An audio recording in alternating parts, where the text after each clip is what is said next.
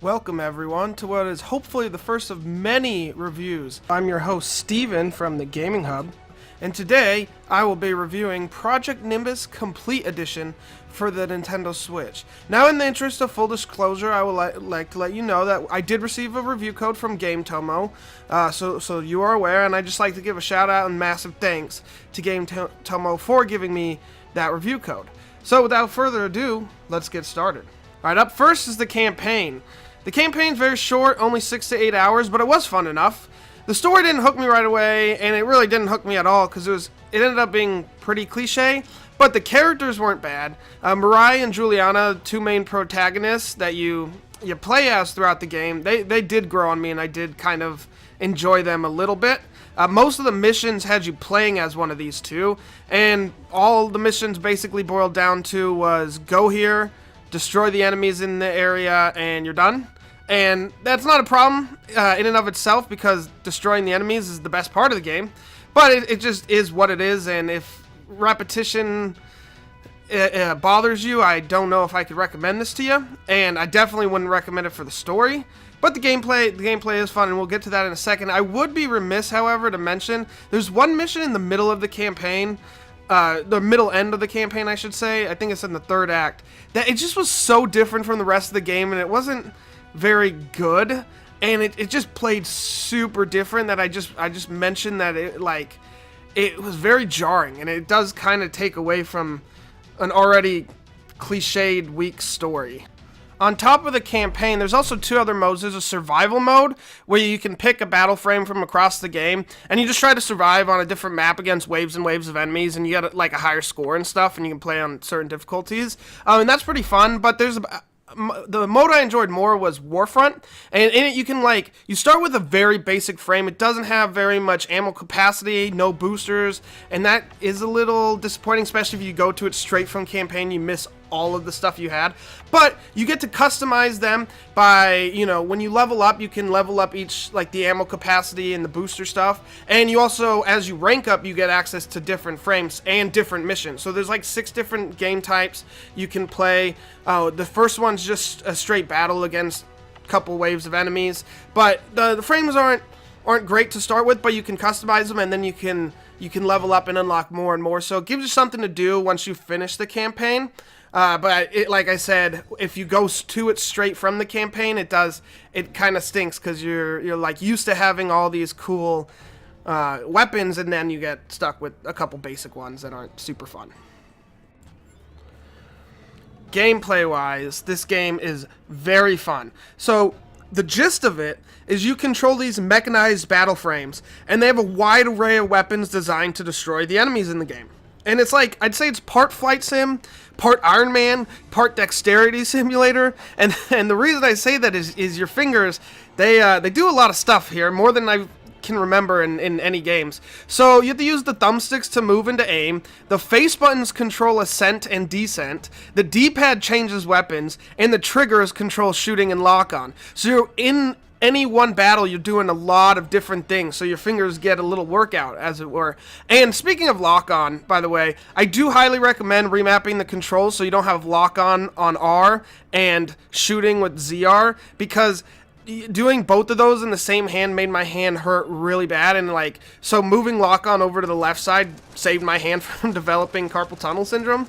But overall, the gameplay is really fun. So while you're flying around, you got to take into account momentum. So if you're trying to get somewhere, you can't just stop on a dime. You have to use your boosters and everything to get to where you're going, and to kind of finagle around the area. The guns play really well.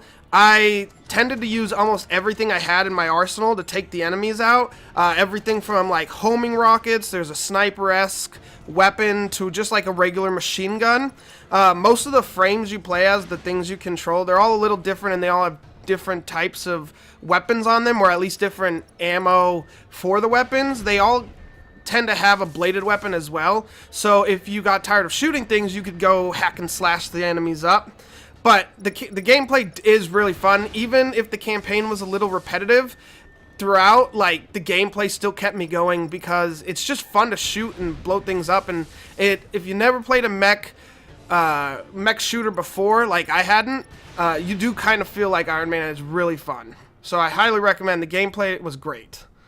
Visually, the game leaves a little bit to be desired. The battle frames don't look that great. Even the ones that you're control, they all look a little grainy, which is weird.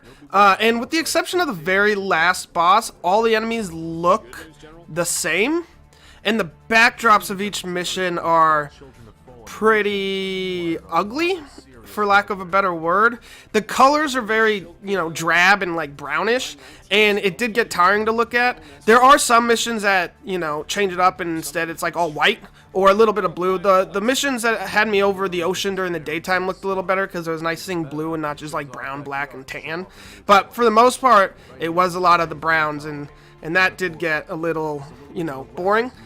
But the weapon effects look pretty good. Certain weapons, like the homing missiles and the particle cannon really shined. They, had bright explosions, and it was cool. And when the enemies did blow up, it was pretty nice. They all kind of blew up a little differently too. So the graphics don't really add anything to the game, but they don't necessarily take away. It's just it could look a little better, but overall not terrible. Now, next up is the audio. I really like the music in this game, both the menu music and the music that plays during the missions or in the actual gameplay. It's very nice to listen to the point where I just had the menu rolling a couple times and just listened to the music, and it was enjoyable. The dialogue, though, could use a bit of work. There were certain lines that just kind of felt awkward and out of place. For instance, there was a few times where they were talking about like what dinner was going to be when they completed the mission, and it just didn't really sound very good and, kind of fell out of place. There's also one time where a subtitle popped up, but there was no spoken dialogue, so, it just had a little glitch. But that was the only glitch I ran across. And as far as sound effects go, most of the missiles and the rockets and the explosions sounded pretty good, but there were moments where I was shooting, like, the machine gun or the shotgun, and they had, like, no sound effect to the point where I couldn't really even tell I was shooting a weapon. But that's a minor gripe because the other weapons I used did have a good sound to them, and you could actually tell you were shooting, and it sounded pretty cool. Alright, in conclusion, while the story is a little bit cliche, the colors can be a little bit drab, and the dialogue is a little funky, it's still really fun. It's fun to fly around, you feel Iron Man-like, and you get to shoot at a bunch of different enemies with a bunch of different weapons, and that all is fun. There's enough stuff to do outside the campaign to keep you playing when you finish, and you can even go back and redo the missions in the campaign on harder difficulties with different battle frames. So there's a lot to do when you finish, even though the campaign's a little short. If you like mech action games, you're probably going to like this one. Overall, I'd give it a 3 out of 5 stars, and it's available right now for $19.99 on the Nintendo Switch. So once again, I'm Steven from the Gaming Hub. If you liked this video and are looking for more like it, make sure to hit that like and subscribe button and click the bell so you get notified every time we release a new video. Thank you guys for watching. You guys have a great rest of your day. Goodbye.